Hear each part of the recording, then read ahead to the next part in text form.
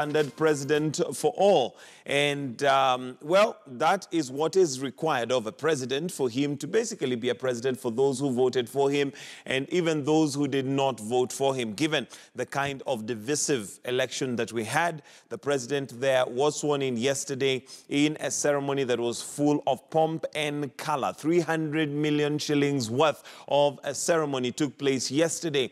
And a number of heads of states who came to witness this particular swearing-in ceremony. But later on the newsroom, we're going to be looking at basically the coverage of this particular event and whether we fished out some of those things that were noteworthy. And of course, some of the things that were coming through was this was the second swearing-in since the Constitution 2010, but also Uhuru's second term starting yesterday and his final term. As per the Constitution, he can only run for 2 terms. So there you go.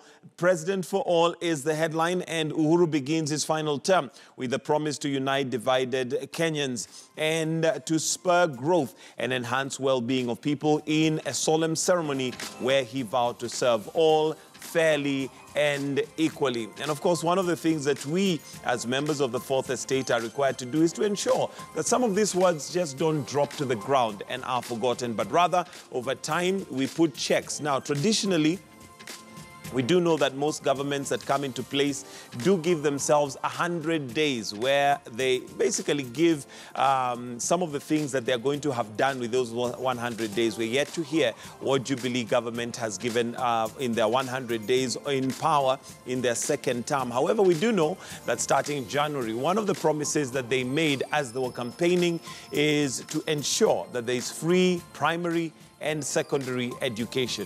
What more have they promised? We're going to be delving into that as we carry on. So